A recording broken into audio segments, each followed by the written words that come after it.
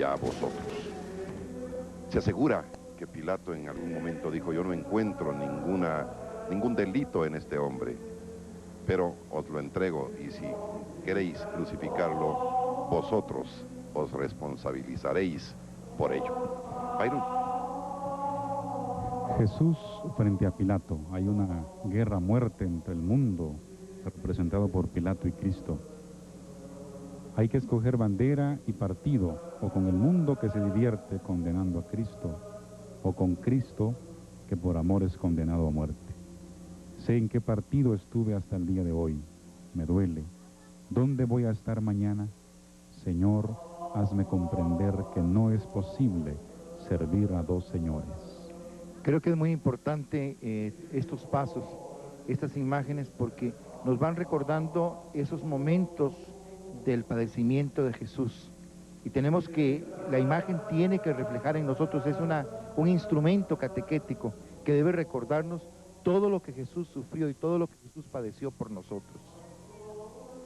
Para que en determinadas circunstancias de nuestra vida, que nos encontramos en situaciones parecidas a las que se encontró Jesús, sintamos siempre el consuelo y la fuerza de Dios. Veamos cómo la figura de Jesús siempre va mirando al cielo, mira con amor al Padre de quien espera consuelo, y mira también con amor a los hombres para recordarles que todo lo que está sufriendo, que todo lo que está padeciendo Él, lo está sufriendo y lo está padeciendo por nosotros.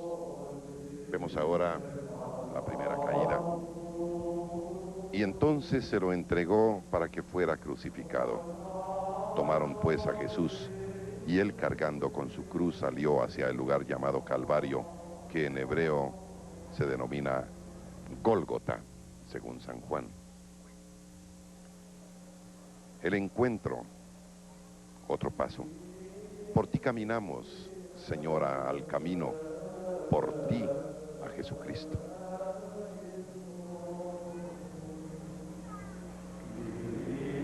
La segunda caída. Mi rostro no hurtea los insultos y salivazos, pues que Yahvé habría de ayudarme para que no fuese insultado.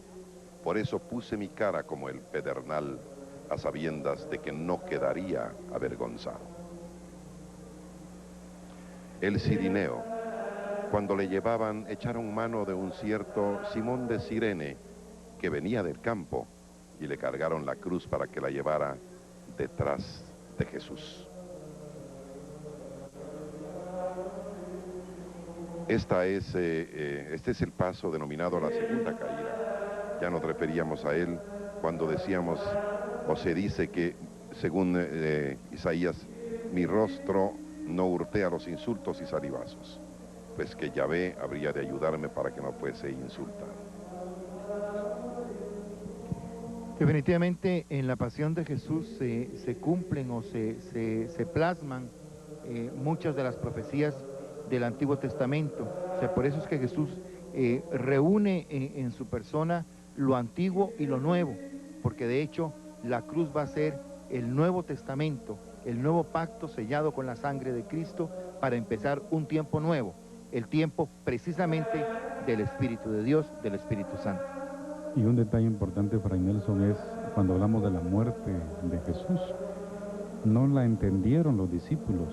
Y yo quisiera preguntarse si hoy en día entendemos en verdad la muerte de Jesús, esos clavos que entraron allí en su mano, si nosotros sabemos que Jesús murió por nosotros. Una buena pregunta para cuestionarse el día de hoy. Definitivamente los discípulos de Jesús no entendieron su muerte. Creo que si huyeron fue porque tenían miedo, pero también porque iban decepcionados.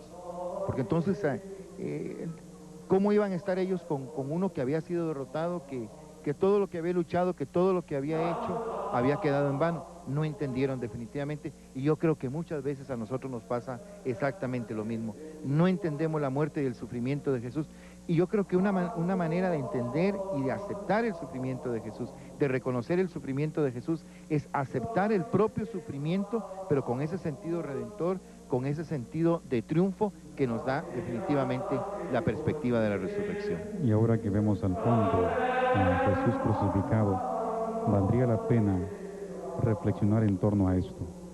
Cae el martillo, traspasan los clavos la carne de Dios. Mis pecados golpean, mis pecados de carne se ceban en la carne divina. Mis lascivias hacen llagas en el casto cuerpo de Jesús. Mi lujuria ensangrienta su pureza. Y quedan sus manos abiertas y sus pies clavados. Y yo enfrente entre el mundo que ríe, bájate de la cruz, bájate de la cruz. Pero no, Señor, no te bajes. ¿Qué sería de mí si dejaras tu puesto, que es el mío, el suplicio que yo me gané y que tú padeces? En la crucifixión de nuestro Señor Jesucristo, la presencia de la Santísima Virgen María al pie de la cruz, María Corredentora. Yo hacía mención ayer con respecto a la Eucaristía de esa figura tan bella de la Santísima Virgen María con un cáliz en la mano que toma la sangre y agua del costado de Cristo, el último hálito de vida. Y definitivamente la Iglesia ha leído en este hecho de Jesús atravesado por la espada el nacimiento de la Iglesia, y por eso también da el título a la Santísima Virgen María de Madre de la Iglesia. La presencia de Juan el Bautista y la presencia de Magdalena. Ahora me pregunto, ¿estamos también nosotros presentes en este momento al pie de la cruz de Cristo para que su sangre nos redima, para que su sangre nos limpie de todos nuestros pecados, para que mañana, al celebrar con solemnidad la vigilia pascual, podamos también nosotros resucitar? Esta es una transmisión especial en Semana Santa, en Viernes Santo, de Televisiete, que esperamos ustedes estén recibiendo en sus hogares o en esos sitios tan especiales donde realmente circunstancias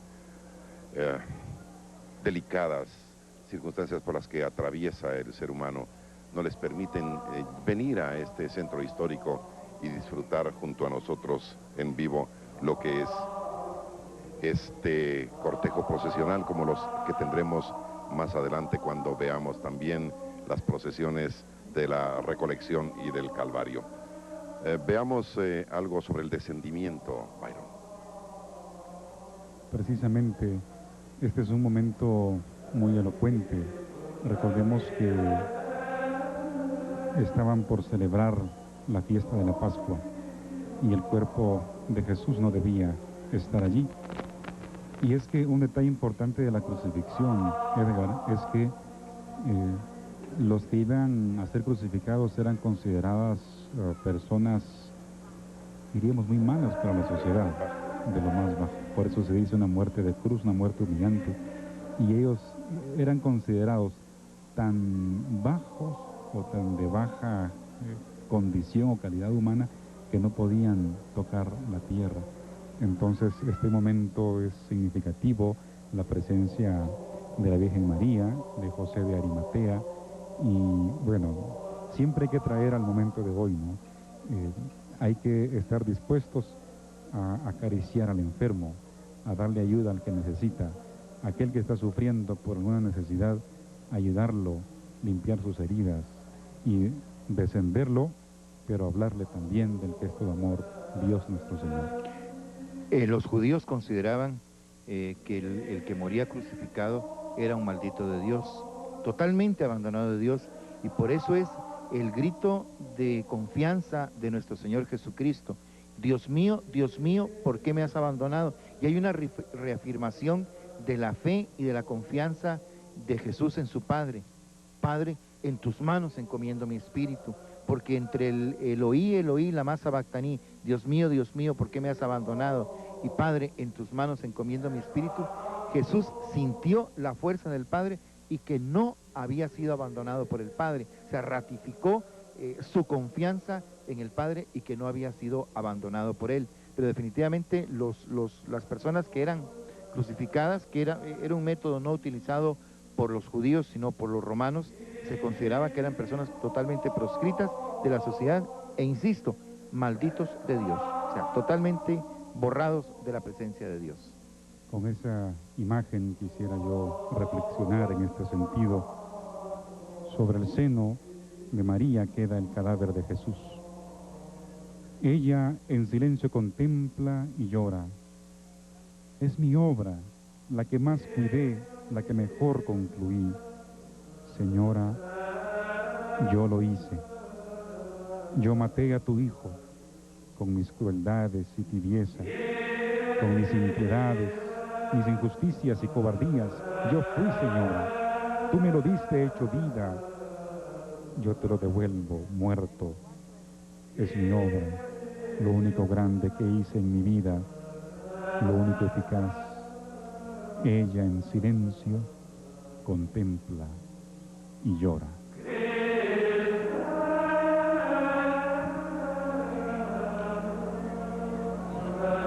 Hay dolor, dolor, dolor por mi hijo y mi Señor, y soy de las doloridas la más triste y afligida. Mataron a mi Señor, mi Redentor verdadero. Cuitada, ¿cómo no muero con tan extremo dolor? Estamos presenciando la procesión del Templo de Santo Domingo esta tarde de Viernes Santo aquí en la Plaza Mayor de la Constitución. Fray Nelson Castillo. Pensemos nosotros, la Santísima Virgen María, este paso de la piedad. O sea, la Virgen recibe el cuerpo inerte de su Hijo, definitivamente en el corazón y en los sentimientos de esta mujer madre. La Santísima Virgen María tuvo que recordarle aquel momento tan tierno y tan dulce cuando recibió a su hijo recién nacido en sus brazos.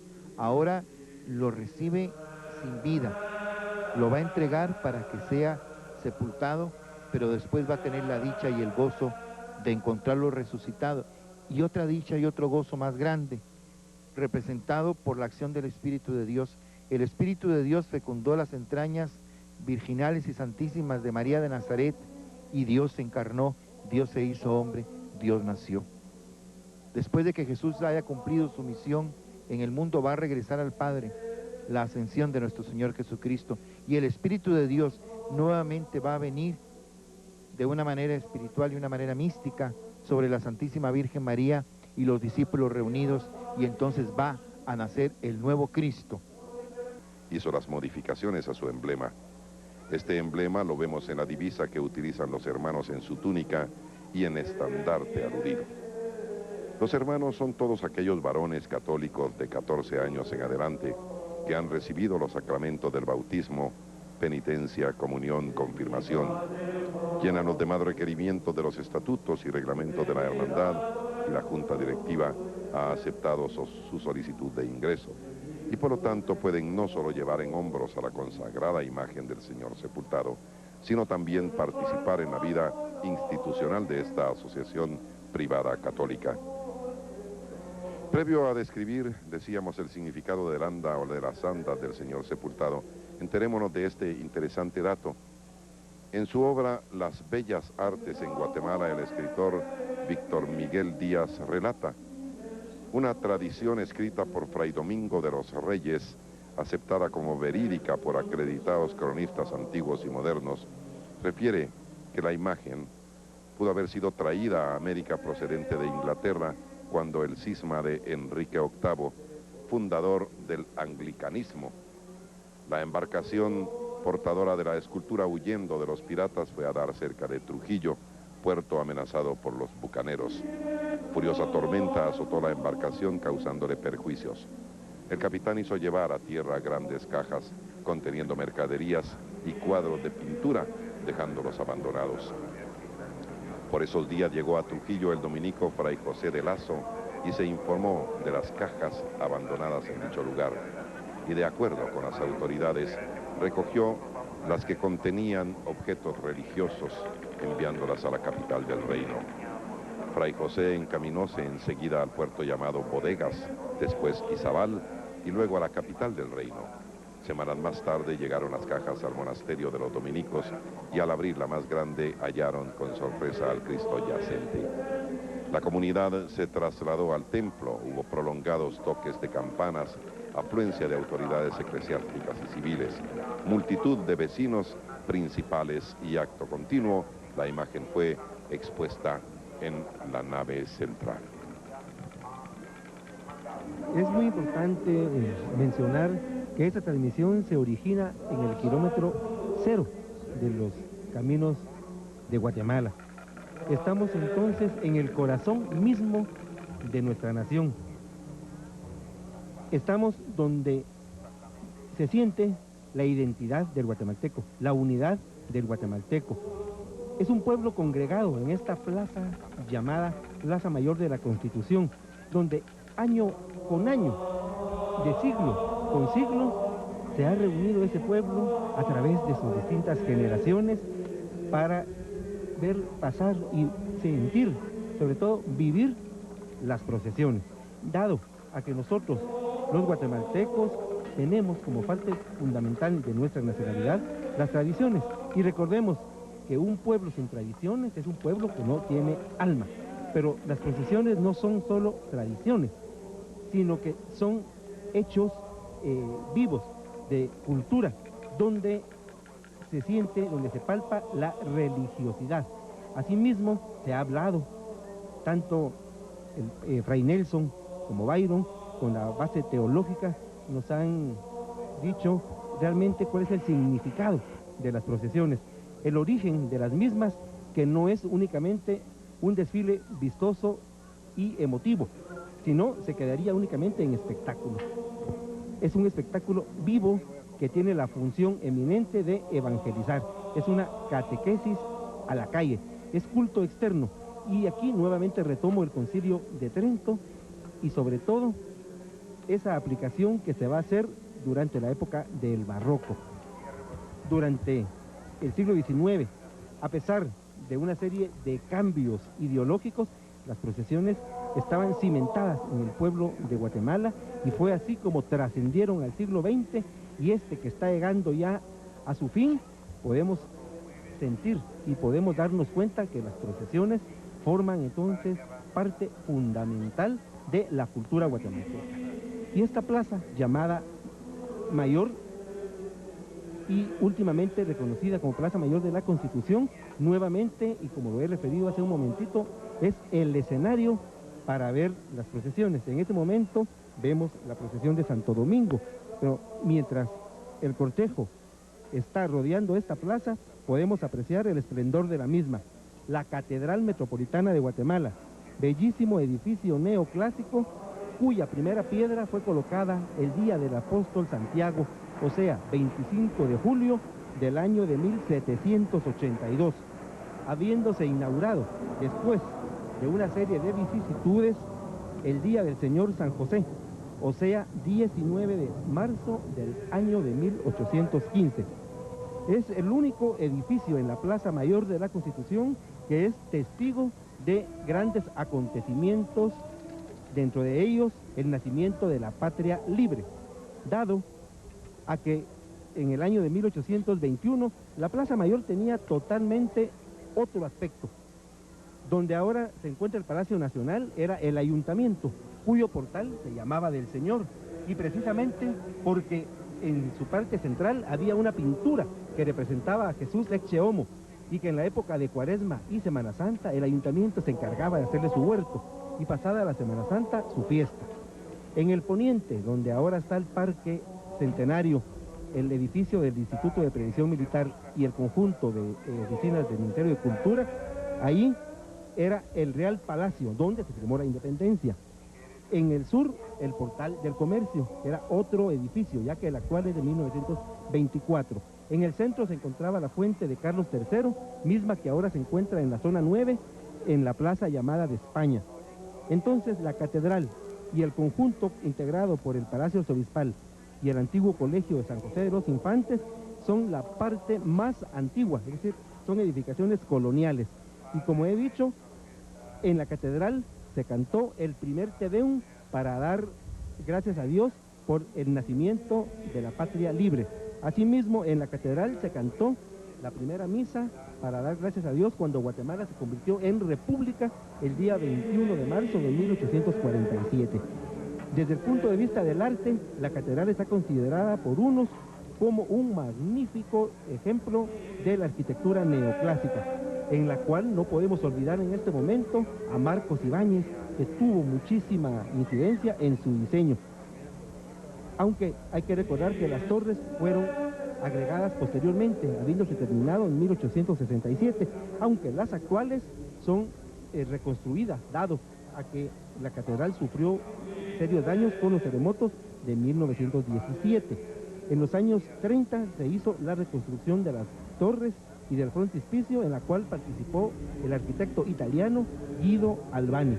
Asimismo, la cúpula, la bellísima cúpula de la catedral, es una reconstrucción posterior a los sismos de la Navidad del año 1917. Es un conjunto extraordinario que desde cualquier punto de vista podemos apreciar su monumentalidad. Y desde la Plaza Mayor es el edificio que en el oriente nos recuerda que Cristo es el sol de justicia. Y es así como la catedral se encuentra entonces en el oriente de la plaza, como se encuentran las iglesias parroquiales en las diferentes plazas de los municipios de la República de Guatemala y de ciudades hispanoamericanas, porque era un concepto manejado por las reales cédulas. Cristo es sol de justicia, por lo tal, la iglesia matriz, o sea, la catedral en este caso, en el oriente. Nos llama mucho la atención que cada Viernes Santo esta Plaza Mayor se va haciendo más pequeña, porque es mucha la gente que viene a vivir, a apreciar y a admirar.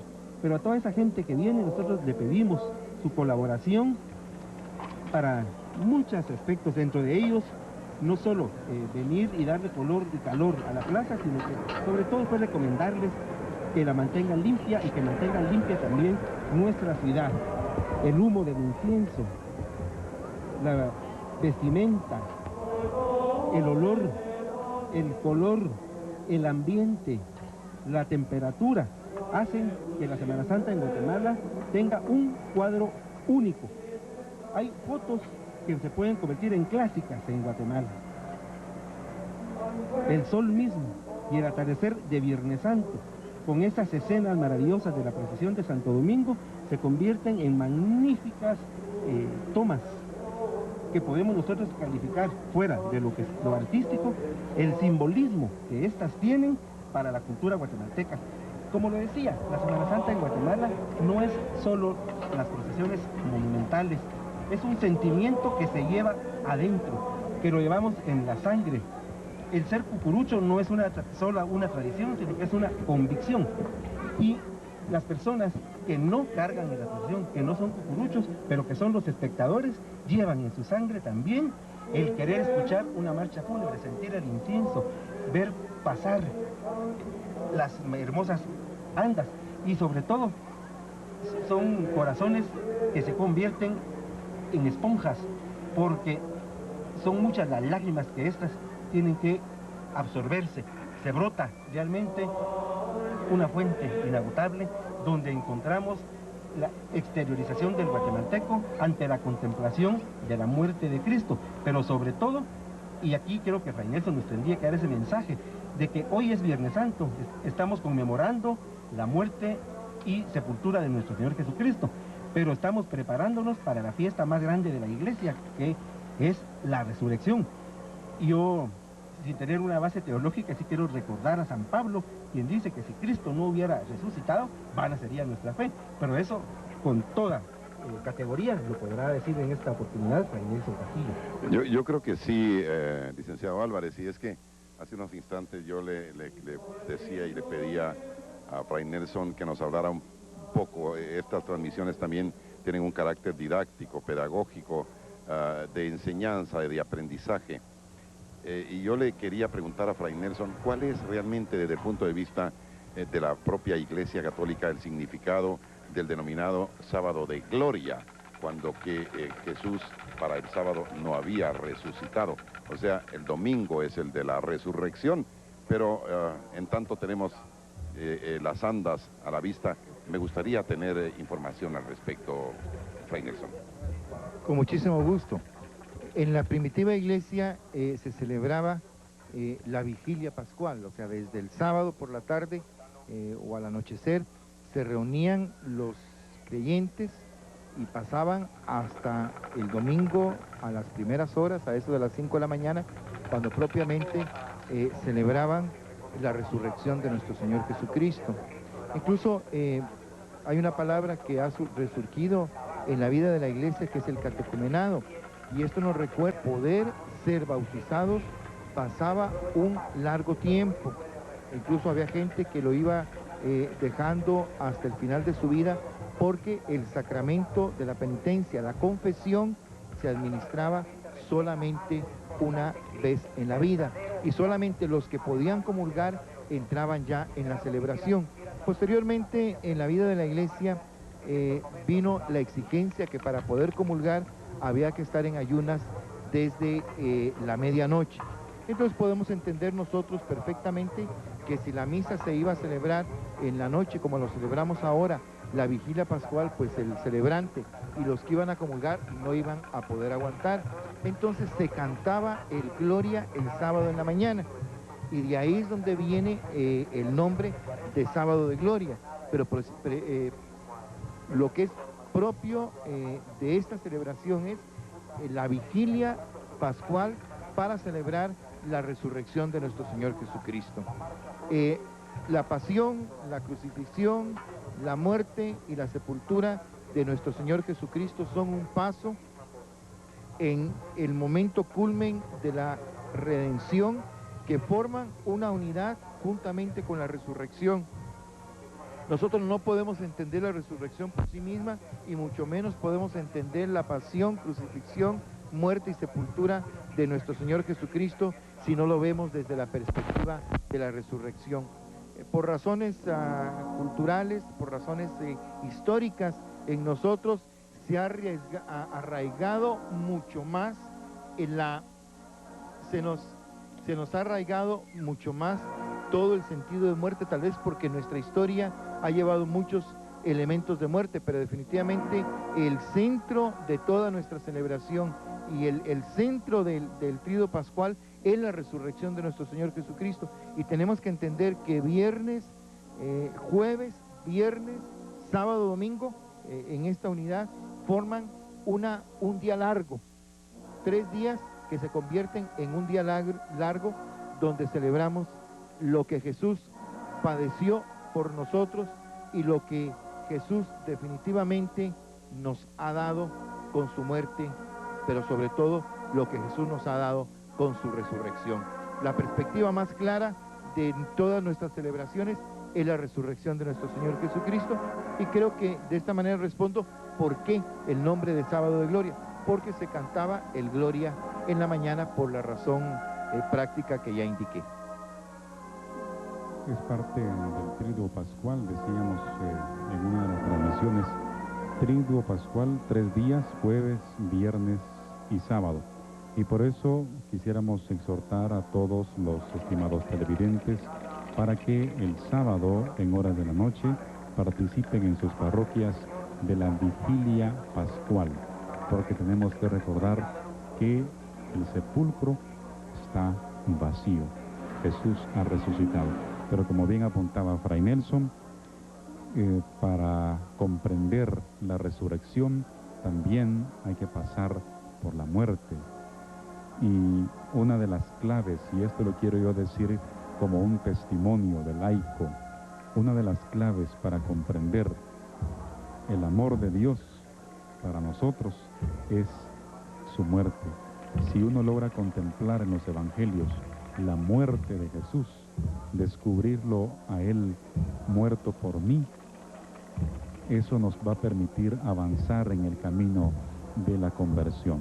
De tal manera que los invito para que, ahora que ustedes tienen estas imágenes en sus pantallas, mediten: Jesús murió por mí y Él me ama, no importa mi condición y no importa qué tan pecador me sienta.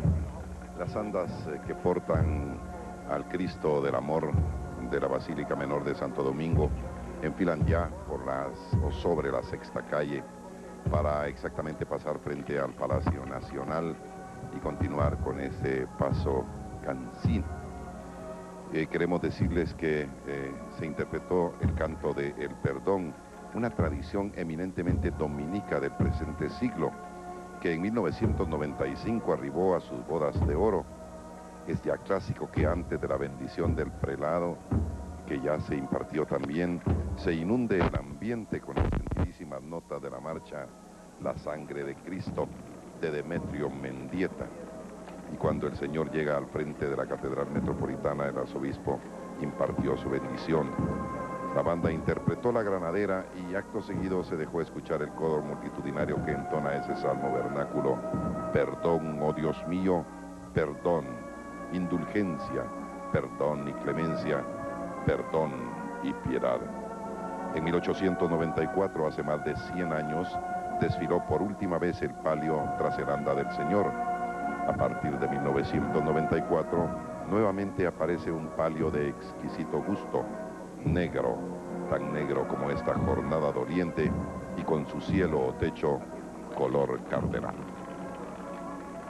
Hay que destacar un elemento muy importante, Fray Nelson, y es la preparación al año 2000. Este año muchas hermandades y asociaciones coincidieron con destacar la figura del Espíritu Santo, y es que estamos en el año del Espíritu Santo. El año 2000, para muchos catastrofistas lo ven como el fin del mundo.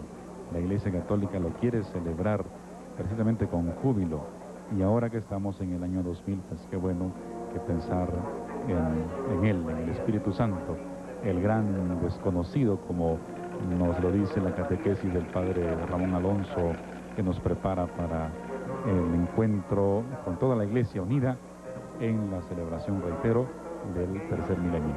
Sí, la alegoría del anda del Señor sepultado, que posteriormente vamos a describirles en el momento que pase frente a las cámaras, es creo en el Espíritu Santo. Y hay varios elementos que es importante destacar.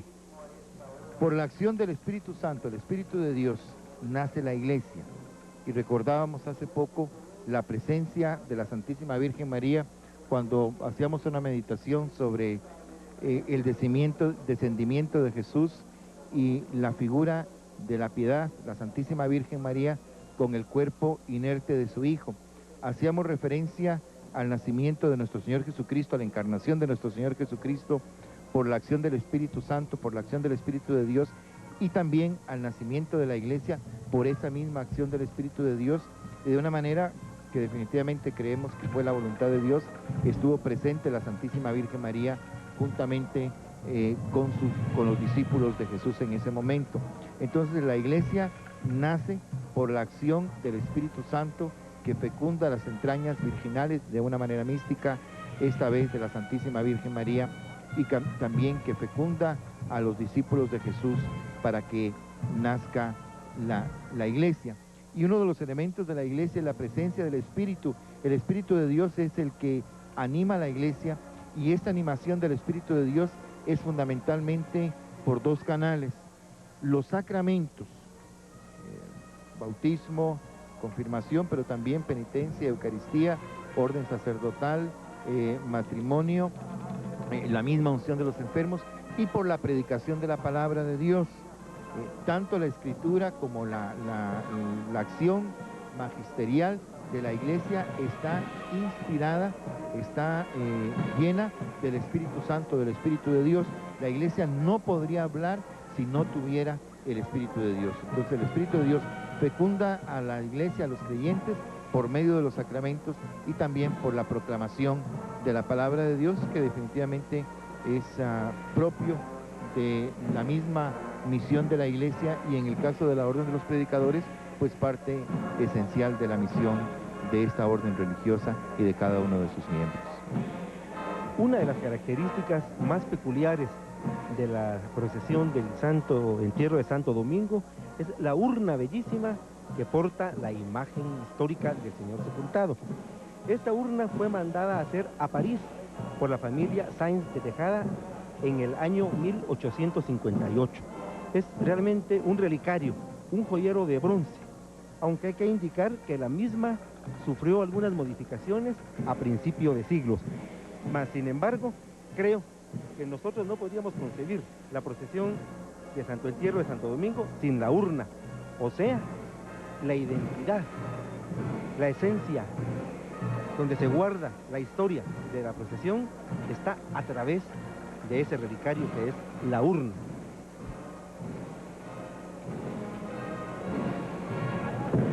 El sepulcro del Señor es urna de esperanza, es silencio prometedor de victorias, es ansia de resurrección, como el sagrario, el pequeño sepulcro místico de Jesús, con su puerta sellada y su silencio expresivo y sus promesas de vida. Vigilaban los guardias, y yo vigilaré. Esperaban las mujeres, y yo esperaré. Esperaré la aurora del día, cuando venga mi resurrección, y el verle cara a cara, y el abrazo estrecho y divino de duración eterna. Ven, Señor Jesús, ven. La representación de la fe de la Iglesia, del anda procesional de la consagrada imagen del Señor sepultado de Santo Domingo, queda manifestada en la solidez de la estructura pétrea, sostenida por multitud de ménsulas que nos hablan del testimonio de la fe de los miembros de la Iglesia misma a través de los tiempos. El basamento del gran mausoleo que soporta el anda del Señor sepultado, el Cristo del Amor, se encuentra flanqueado en sus 4 ángulos por sendos macetones, que florecidos nos hablan de la vivificación que el espíritu, alma de la Iglesia, produce en todo ello. Sobre la gran plataforma, que en la parte frontal, 2 niños que en su inocencia nos recuerdan que el alma en gracia es templo del Espíritu de Dios. Nos muestra en sus manos, el primero, la paloma, símbolo tradicional del Espíritu Santo, y la segunda nos muestra una guirnalda que nos recuerda la función vivificadora de este mismo Espíritu, del Espíritu Santo, en el alma y dolor manifestado por la muerte de Cristo. Al centro del anda, una segunda estructura de piedra que nos habla de la solidez de la doctrina de la Iglesia, que al impulso del Espíritu Santo, el Espíritu de Dios, es predicada por los apóstoles y sus sucesores, representados por las 12 lámparas encendidas que nos recuerdan la gran manifestación del Espíritu Santo en Pentecostés. Al frente de esta estructura de piedra y en lugar privilegiado, otra lámpara nos habla de la permanente presencia maternal de la Virgen María, llena del Espíritu Santo. A los pies de su Hijo Jesucristo, en la parte posterior, el escudo de la Orden de Predicadores nos recuerda la misión de la Iglesia a impulso del Espíritu Santo por mandato de Jesucristo nuestro Señor, de vayan a predicar el Evangelio a todas las criaturas, según nos dice el Evangelio de San Mateo. Flanqueado en ambos lados de la estructura, 2 escudos con símbolos de la pasión de Cristo, y en las esquinas de esta estructura 4 guirnaldas que simbolizan a los 4 evangelistas que aseguran la continuidad de la verdad revelada por medio de los apóstoles hacia todo el pueblo de Dios. El centro de la predicación es siempre Jesucristo, quien por nosotros se ha entregado a la muerte y en quien nosotros esperamos resucitar. La consagrada imagen del Señor sepultado, Cristo del Amor, en su tradicional urna se presenta revestida simplemente con un alba, signo sacerdotal, fechada en el año de 1915 y recostada en un antiguo cojín que nos muestra el transcurrir del tiempo, el cual data de finales del siglo XIX. Ambos manifiestan la presencia del Señor sepultado, que se encuentra sencillo y humilde, como lo conocieron nuestros abuelos.